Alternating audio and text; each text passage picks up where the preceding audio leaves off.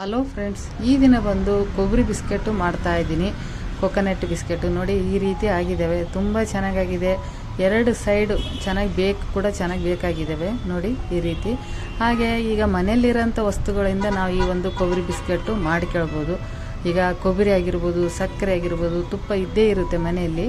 ನೋಡಿ ಎಷ್ಟು ಹಗುರವಾಗಿನೂ ಆಗಿದ್ದಾವೆ. ಹಾಗೆ ಟೇಸ್ಟ್ ಅಂತೂ ಅಷ್ಟೇ ಚೆನ್ನಾಗಾಗಿದೆ ನೋಡಿ.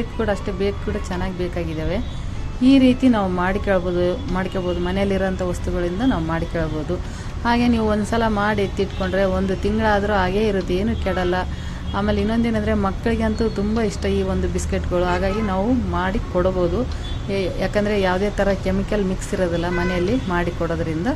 ನೆಕ್ಸ್ಟಿಗೆ ಮಾಡೋಣ. ಮೊದಲಿಗೆ ನಾನು ಅರ್ಧ ಕಪ್ಪು ಸಕ್ಕರೆ ಪುಡಿ ತೊಗೊಂಡಿದ್ದೀನಿ. ಮನೆಯಲ್ಲಿ ಮಿಕ್ಸಿಯಲ್ಲಿ ಸಕ್ಕರೆ ಪುಡಿ ಮಾಡಿ ಹಾಕ್ತಾಯಿದ್ದೀನಿ.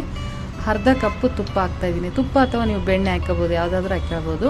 ಈ ಒಂದು ಕೈಲಿಂದ ನೀವು ಮಾಡಿ ತಿರ್ಗಿಸ್ಕೊಳ್ಬೋದು. ಒಂಥರ ಬೀಟ್ ಅಂತೀವಲ್ಲ, ಬೀಟ್ ಮಾಡ್ಕೊಳ್ಬೋದು. ಟೈಮ್ ಜಾಸ್ತಿ ತಗೊತತೆ. ನಾನು ಎಲೆಕ್ಟ್ರಿಕ್ ಬೀಟರ್ ಇದೆ, ಅದರಿಂದ ಮಾಡ್ಕೊಳ್ತಾ ಇದ್ದೀನಿ. ಇದು ಎಲ್ಲಿವರೆಗೆ ಮಾಡ್ಕೊಳ್ಬೇಕಂದ್ರೆ ತುಂಬ ಹಗುರವಾಗಿ ಆಗುತ್ತೆ ಅಲ್ಲ, ಅಲ್ಲಿವರೆಗೆ ನಾವು ಮಾಡ್ಕೊಳ್ಬೇಕಾಗುತ್ತೆ. ಎರಡು ಸಕ್ಕರೆ ಮತ್ತು ತುಪ್ಪ ಎರಡು ಚೆನ್ನಾಗಿ ಮಿಕ್ಸ್ ಆಗಿ ಒಂಥರ ಸಾಫ್ಟಾಗಿ ಆಗುತ್ತೆ, ಅಲ್ಲಿವರೆಗೆ ನಾವು ಈ ಒಂದು ಬೀಟ್ ಮಾಡ್ಕೊಳ್ಬೇಕಾಗುತ್ತೆ. ಕೈಲಿಂದ ಕೂಡ ಮಾಡ್ಕೊಳ್ಬೋದು. ಟೈಮ್ ಜಾಸ್ತಿ ಆಗೋಂಥದ್ದು ಅಷ್ಟೇ, ಏನು ವ್ಯತ್ಯಾಸ ಏನಿಲ್ಲ. ಇದು ಒಂದು 2 ನಿಮಿಷ ಆಗೋದು, ಅದು ಒಂದು 15 ನಿಮಿಷವರೆಗೆ ಆಗುತ್ತೆ. ಈಗ ಈ ರೀತಿ ನಾನು ಮಾಡ್ಕೊಂಡಿದ್ದೀನಿ ನೋಡಿ. ಚೆನ್ನಾಗೀಗ ಫ್ಲಫಿಯಾಗಿ ಆಗಿದೆ. ಈಗ ಇದು ಆದ ನಂತರ ನೆಕ್ಸ್ಟ್ ನಾವೀಗ ನೋಡಿ ಈ ರೀತಿ ಮಾಡ್ಕೊಳ್ಳೋದ್ರಿಂದ ಬಿಸ್ಕೆಟ್ ಹಗುರವಾಗಿನೂ ಆಗುತ್ತೆ, ಟೇಸ್ಟ್ ಚೆನ್ನಾಗಾಗುತ್ತೆ. ಹಾಗಾಗಿ ಈ ರೀತಿ ಮಾಡ್ಕೊಳ್ಬೇಕಾಗುತ್ತೆ. ಈಗ ನೆಕ್ಸ್ಟ್ 1 ಕಪ್ಪು ಮೈದಾ ಹಿಟ್ಟು ಹಾಕ್ತಾಯಿದ್ದೀನಿ. ನಾನು ಮೈದಾ ಹಿಟ್ಟು ನಿಮಗೆ ಬೇಡ ಅಂದರೆ ಗೋಧಿ ಹಿಟ್ಟು ಹಾಕ್ಕೊಳ್ಬೋದು. ನಾನು 1 ಕಪ್ ಮೈದಾ ಹಿಟ್ಟು ಹಾಕ್ತಾಯಿದ್ದೀನಿ. ಇದಕ್ಕೆ ನಾನಿವಾಗ ಅರ್ಧ ಕಪ್ಪು ಡೆಸಿಕೇಟೆಡ್ ಕೊಕೊನಟ್ ಪೌಡ್ರು ಹಾಕ್ತಾಯಿದ್ದೀನಿ. ಇದೆಲ್ಲ ಶಾಪುಗಳಲ್ಲಿ ಸಿಗುತ್ತೆ, ನೀವು ತೊಗೊಂಬಂದು ಹಾಕ್ಕೊಳ್ಬೋದು. ಅರ್ಧ ಕಪ್ ಹಾಕ್ತಾಯಿದ್ದೀನಿ. ಕೊಬ್ಬರಿ ಬಿಸ್ಕೆಟ್ ಆಗಿರೋದ್ರಿಂದ ಕೊಬ್ಬರಿ ಜಾಸ್ತಿ ಬೇಕಾಗುತ್ತೆ. ಹಾಗೆ ಇದಕ್ಕೆ ಒಂದು ಮಿಲ್ಕ್ ಪೌಡ್ರ್ ಹಾಕ್ತಾಯಿದ್ದೀನಿ. 1 ಟೇಬಲ್ ಸ್ಪೂನು ಮಿಲ್ಕ್ ಪೌಡ್ರ್ ಹಾಕ್ತಾಯಿದ್ದೀನಿ. ಇದಕ್ಕೆ ಒಂದು ಅರ್ಧ ಟೀ ಸ್ಪೂನು ಬೇಕಿಂಗ್ ಪೌಡ್ರ್ ಹಾಕ್ತಾಯಿದ್ದೀನಿ. ಬೇಕಿಂಗ್ ಪೌಡ್ರ್ ಹಾಕಲೇಬೇಕಾಗುತ್ತೆ. ನಿಮ್ಗೆ ಹಾಲಿನ ಪುಡಿ ಬೇಕಾದ್ರೆ ನೀವು ಸ್ಕಿಪ್ ಮಾಡ್ಬೋದು. ನಾನು ಹಾಲಿನ ಪುಡಿ 1 ಟೇಬಲ್ ಸ್ಪೂನು, ಟೇಸ್ಟ್ ಚೆನ್ನಾಗಿ ಬರುತ್ತೆ, ಹಾಗಾಗಿ ನಾನು ಹಾಕ್ಕೊಂಡಿದ್ದೀನಿ. ಚೆನ್ನಾಗಿದು ಮಿಕ್ಸ್ ಮಾಡ್ಕೊಳ್ಳೋಣ. ಕೈಲಿಂದ ಚೆನ್ನಾಗಿ ಮಿಕ್ಸ್ ಮಾಡ್ಕೊಳ್ಳೋಣ ನೋಡಿ.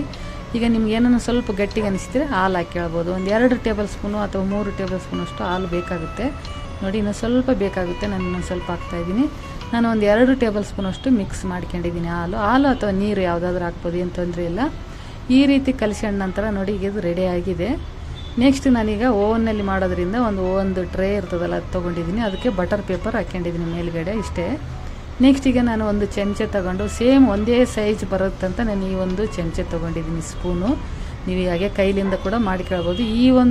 ಈ ಚಮಚಲಿಂದ ಮಾಡೋದ್ರಿಂದ ಎಲ್ಲ ಬಿಸ್ಕೆಟ್ ಒಂದೇ ಸೈಜ್ನಲ್ಲಿ ಬರುತ್ತಂತ ನಾನು ತೊಗೊಂಡಿದ್ದೀನಿ. ಈ ರೀತಿ ಮಾಡ್ಕೊಂಡ ನಂತರ ನೋಡಿ ರೌಂಡಾಗಿ ಮಾಡ್ಕೊಂಡ ನಂತರ ಅದೇ ಒಂದು ಕೊಬ್ಬರಿ ಪುಡಿ ಇರುತ್ತಲ್ಲ, ಒಂದು ಸ್ವಲ್ಪ ಎತ್ತಿಟ್ಕೊಂಡಿದ್ದೀನಲ್ಲ, ಅದು ಈಗ ಇದಕ್ಕೆ ಅಂಟಿಸ್ಕೊಳ್ತಾ ಇದ್ದೀನಿ. ಚೆನ್ನಾಗಿ ಇದಕ್ಕೆ ಒಳಗಡೆ ಹಾಕ್ಕೊಂಡು ಮೇಲ್ಗಡೆ ಎಲ್ಲ ಹಚ್ಕೊಳ್ಳೋಣ. ಈ ಥರ ಹಚ್ಚಿ ಟ್ರೈನಲ್ಲಿ ಇಟ್ಕೊಳ್ಳೋಣ. ಇದೇ ರೀತಿ ಉಳಿದಿರೋಂಥ ಬಿಸ್ಕೆಟ್ನ ಮಾಡಿಕೊಳ್ಬೇಕಾಗುತ್ತೆ ನೋಡಿ. ಆಮೇಲೆ ನಾನು ಟ್ರೇದಲ್ಲಿ ಇಡ್ತಾ ಇದ್ದೀವಲ್ಲ ಬಿಸ್ಕೆಟು, ಸ್ವಲ್ಪ ದೂರದಲ್ಲಿ ಇಟ್ಕೊಳ್ಬೇಕಾಗುತ್ತೆ. ಯಾಕಂದರೆ ಅದು ಬೇಕಾಗೋ ಟೈಮ್ನಲ್ಲಿ ಉಬ್ಬಿಬಿಡುತ್ತೆ. ಬಿಸ್ಕೆಟ್ ಉಬ್ಬಿದಾಗ ಒಂದಕ್ಕೊಂದು ಅಂಟಿಕೊಳ್ಳುತ್ತೆ.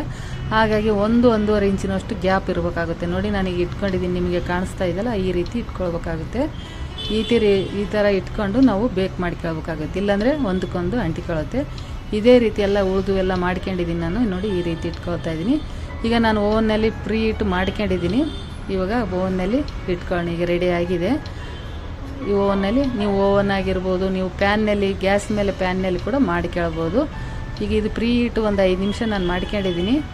170 ಡಿಗ್ರಿಯಲ್ಲಿ ನಾನು ಇಟ್ಕೊಂಡು ಒಂದು 10ರಿಂದ 12 ನಿಮಿಷ ನಾವು ಈಗ ಇದು ಬೇಕ್ ಮಾಡ್ಕೊಳ್ಳೋಣ. ಜಾಸ್ತಿ ನೋಡಿ ನಾವು ಮಾಡ್ಕೊಳ್ಬೇಕಾಗುತ್ತೆ, ಇಲ್ಲಾಂದರೆ ಕೆಲವು ಟೈಮ್ನಾಗ ಕರ್ರಗಾಗಿಬಿಡುತ್ತೆ. ಹಾಗಾಗಿ ನೋಡಿ ಮಾಡ್ಕೊಳ್ಬೇಕಾಗುತ್ತೆ. ನನಗೀಗ ಒಂದು 10ರಿಂದ 12 ನಿಮಿಷ ಟೈಮ್ ತೊಗೊಂಡಿದೆ ಈ ಒಂದು ಬಿಸ್ಕೆಟ್ ಆಗೋದಕ್ಕೆ ನೋಡಿ. ಈಗ ತೆಗಿತಾ ಇದ್ದೀನಿ. ಈಗ ತುಂಬಾ ಚೆನ್ನಾಗಾಗಿದೆ. ಕಲರ್ ನೋಡಿ ಎಷ್ಟು ಚೆನ್ನಾಗಿ ಕಾಣಿಸ್ತಾ ಇದೆ ಕಲರು ಬಿಸ್ಕೆಟು. ನಾವು ಹೊರಗಡೆಯಿಂದ ತೊಗೊಂಬಂದಿರುತ್ತಲ್ಲ, ಅದೇ ಥರನೇ ಕಾಣಿಸ್ತೈತೆ. ಈಗ ಇದು ಬೇಕಾಗಿದ್ದಿಲ್ಲ ಅಂತ ನಾನು ನೋಡ್ತಾ ಇದ್ದೀನಿ. ಬೇಕಾಗಿದೆ ಕಲರ್. ಕೆಳಗೆ ಭಾಗ ಕೂಡ ಸ್ವಲ್ಪ ಕಲರ್ ಕೆಂಪಗಾಗಿದೆಯಲ್ಲ, ಹಂಗಾಗಿ ಬೇಕಾಗಿದೆ ಅಂತೇಳಿ ಗೊತ್ತಾಯಿತು. ಈಗ ನಾನು ಹೊರಗಡೆ ತೆಗೆದು ಸ್ವಲ್ಪ ಹೊತ್ತು ತಣ್ಣಗಾದ ನಂತರ ನಾನಿವಾಗ ಎತ್ತಿಟ್ಕೊಳ್ತಾ ಇದ್ದೀನಿ ನೋಡಿ. ಈ ರೀತಿ ಆಗಿದೆ. ಹಾಗೆ ಕ್ರಿಸ್ಪಿ ಆಗಿರ್ಬೋದು. ಟೇಸ್ಟ್ ಅಂತೂ ತುಂಬಾ ಚೆನ್ನಾಗಾಗಿದೆ. ನೋಡಿದ್ರಲ್ಲ ಫ್ರೆಂಡ್ಸ್, ನನ್ನ ರೆಸಿಪಿ ಇಷ್ಟ ಆದರೆ ಲೈಕ್ ಮಾಡಿ, ಶೇರ್ ಮಾಡಿ. Thank you.